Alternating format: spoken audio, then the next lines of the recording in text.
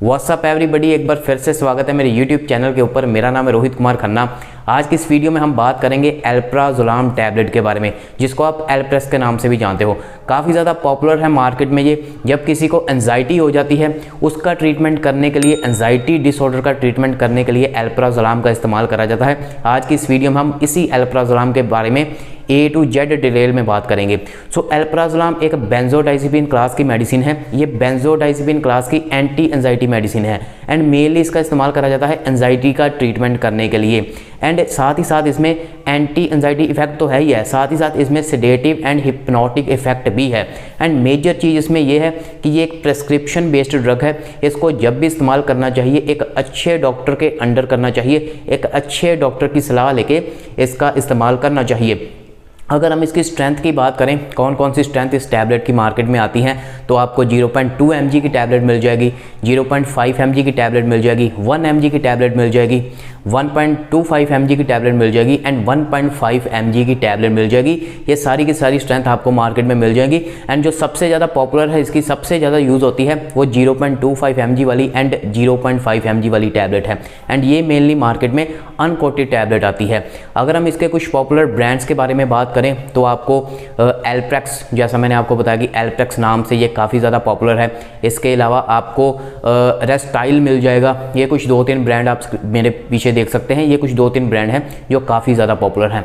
अगर हम इसके यूजेस के बारे में बात करें तो पहला, जैसे मैंने आपको वीडियो के स्टार्टिंग में बताया था कि जब किसी को एंजाइटी डिसऑर्डर हो जाता है, उसका ट्रीटमेंट करने के लिए अल्प्राजोलाम का काफ़ी इस्तेमाल करा जाता है। एंजाइटी डिसऑर्डर के बारे में बात करें तो घबराहट रहनी, चिंता रहनी, जिसको भी एंजाइटी डिसऑर्डर होता है उसको घबराहट रहती है, चिंता रहती है, फियर रहता है एक।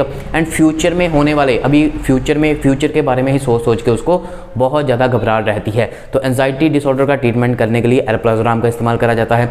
इसके अलावा जब किसी को फियर रहता है, सारा दिन उसको डर रहता है सारा दिन, उसका ट्रीटमेंट करने के लिए भी अल्प्राजोलाम का इस्तेमाल करा जाता है। इसके अलावा जब किसी को स्लीप डिसऑर्डर्स होते हैं, नींद नहीं आती, वो सारी रात जागता रहता है, टेंशन में रहता है किसी वजह से, तो उसका ट्रीटमेंट करने के लिए भी अल्प्राजोलाम का इस्तेमाल करा जाता है। इसके अलावा जो नेक्स्ट यूज़ है इसका, पैनिक डिसऑर्डर में इसका काफ़ी ज़्यादा इस्तेमाल करा जाता है। जब किसी को पैनिक डिसऑर्डर की प्रॉब्लम आती है, किसी को पैनिक अटैक्स की प्रॉब्लम आती है, वो सारा दिन पैनिक रहता है, छोटी छोटी बातों में पैनिक हो जाता है, गुस्सा हो जाता है। एंड मूड स्विंग्स की प्रॉब्लम आती है उसको। जब भी किसी को पैनिक डिसऑर्डर की प्रॉब्लम होती है, उसका मूड पता ही नहीं कब चेंज हो जाना, कब उसने रोने लगना, कब उसने छोटी सी बात पे गुस्सा कर जाना। सो पैनिक डिसऑर्डर का ट्रीटमेंट करने के लिए अल्प्राजोलाम का इस्तेमाल करा जाता है। इसके अलावा जो इसका नेक्स्ट यूज़ है वो है नर्वसनेस। जब कोई भी सारा दिन नर्वस रहता है, किसी से बात करनी है तब नर्वस रहना, एंड पूरे दिन में कोई भी किस्सा होना उससे नर्वस रहना। एंड मेनली अगर कोई नर्वस रहेगा तो वो सारा दिन सैड ही रहेगा। तो सैडनेस एंड नर्वसनेस का ट्रीटमेंट करने के लिए इसका इस्तेमाल करा जाता है।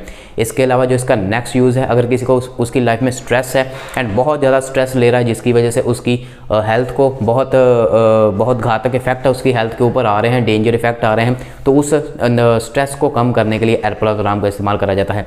मेजरली अगर मैं बात करूं तो इसका इस्तेमाल एंजाइटी को कम करने के लिए करा जाता है। एंड बाकी जितनी भी मैंने आपको चीज़ें बताई, ये मेनली एंजाइटी के साइन एंड सिम्टम हैं। अगर हम इसकी डोज के बारे में बात करें, क्या डोज देनी चाहिए, तो सबसे पहली चीज़, ये प्रिस्क्रिप्शन ड्रग है, एक अंडर स्पेशल सुपरविज़न के इसको कंज्यूम करा जाता है, क्योंकि आपकी फिज़िकल हेल्थ देख करके इसकी डोज प्रिस्क्राइब करी जाती है। नॉर्मल अगर मैं आपको डेली डोज इसकी बताऊं तो 0.25 mg से लेके 1 mg दिन में 3 बार ये टैबलेट दी जा सकती है। 0.25 से लेके 1 mg दिन में 3 बार दी जा सकती है। अगर हम मैक्सिमम डोज की बात करें तो जो इसकी मैक्सिमम डोज है वो 6 mg पर डे है, दिन में 6 mg पर डे, लेकिन यहाँ तक जाया नहीं जाता। ये मैक्सिमम डोज है। बहुत सीवियर केसेस में ये डोज दी जाती है। मेनली ये जो 6 mg वाली डोज है ना, ये पैनिक डिसऑर्डर, पैनिक अटैक जब किसी को होते हैं तब ये डोज पेशेंट को दी जाती है। अगर हम pregnancy and breast feeding mother की बात करें तो प्रेगनेंसी एंड ब्रेस्ट फीडिंग में ये बिल्कुल अवॉइड करी जाती है, ये फीटस को हार्म कर सकती है। तो इसलिए प्रेगनेंसी एंड ब्रेस्ट फीडिंग में अल्प्राजोलाम का बिल्कुल भी इस्तेमाल नहीं करा जाता। अब अगर हम इसके साइड इफ़ेक्ट्स के बारे में बात करें तो काफ़ी सीवियर साइड इफ़ेक्ट हैं। अगर इसकी डोज ज़्यादा ले ली जाती है या फिर किसी को साइड इफ़ेक्ट कर जाते हैं, एलर्जी कर जाते हैं, तो काफ़ी सीवियर साइड इफ़ेक्ट होते हैं। इसका सबसे मेजर और पहला साइड इफ़ेक्ट है, ये आइज़ का कलर येलोइश कर देता है। आइस का कलर येलोइश कर देता है। इसके अलावा ये सीजर्स की प्रॉब्लम बहुत ज़्यादा करता है जब किसी को साइड इफ़ेक्ट कर जाता है। इसके अलावा उसकी जो कोऑर्डिनेशन है उसमें उसका बैलेंस ही नहीं बन पाएगा, उसकी कोऑर्डिनेशन बिगड़ जाएगी, उससे सही से चला ही नहीं जाएगा। जो इसका नेक्स्ट साइड इफ़ेक्ट है, अगर किसी को भी एलर्जी कर जाता है तो उसके स्किन रैशेस हो सकते हैं।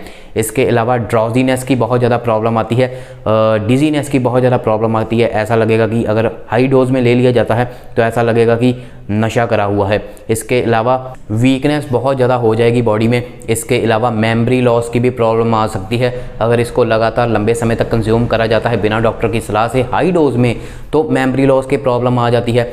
थोड़े थोड़े टाइम बाद पेशेंट चीज़ों को भूलने लगता है। इसके अलावा जब भी इसको इस्तेमाल करा जाता है तो ड्राई माउथ की बहुत ज़्यादा प्रॉब्लम आती है। मेजर इसके साइड इफ़ेक्ट मैंने आपको बता दिए, आइज़ येलो हो जाएंगी एंड सीजर की प्रॉब्लम आ जाएगी एंड वीकनेस की प्रॉब्लम बहुत ज़्यादा आएगी। सो इसलिए इसकी जो डोज़ है वो डॉक्टर से ज़रूर कंसल्ट करके फिर कंज्यूम करें। अब अगर हम बात करें इसकी कुछ वार्निंग्स के बारे में, तो पहली बात मैंने आपको बता दिया कि प्रेगनेंसी में एंड ब्रेस्ट फीडिंग में इसका बिल्कुल भी इस्तेमाल नहीं करना। सेकंड, इसकी वार्निंग ये है कि अगर कोई भी अल्कोहल कंज्यूम कर रहा है या फिर कोई भी किसी भी तरह का ड्रग अब्यूज़ कर रहा है तो वो भी इसका बिल्कुल भी इस्तेमाल ना करें। अपने डॉक्टर को ज़रूर बता दीजिए अगर आप किसी भी तरह का ड्रग इस्तेमाल कर रहे हो, अगर आप फार्मासिस्ट एंड मेडिकल प्रोफेशन से अलावा और कोई भी मेरी वीडियो देख रहा है। इसके अलावा अगर किसी को लंग्स, लिवर एंड किडनी की प्रॉब्लम है वो भी इसका इस्तेमाल ना करें, वो भी अपने डॉक्टर से ज़रूर कंसल्ट करें। इसके अलावा अगर किसी को ग्लूकोमा की प्रॉब्लम है तो वो भी इसका इस्तेमाल ना करें। अगर किसी को अस्थमा की प्रॉब्लम है, किसी भी सांस की प्रॉब्लम है, ब्रीदिंग में दिक्कत है, अस्थमा की प्रॉब्लम है, वो भी इसका इस्तेमाल ना करें। अगर किसी को सुसाइडल थॉट्स आ रहे हैं तो वो भी इसका इस्तेमाल ना करें।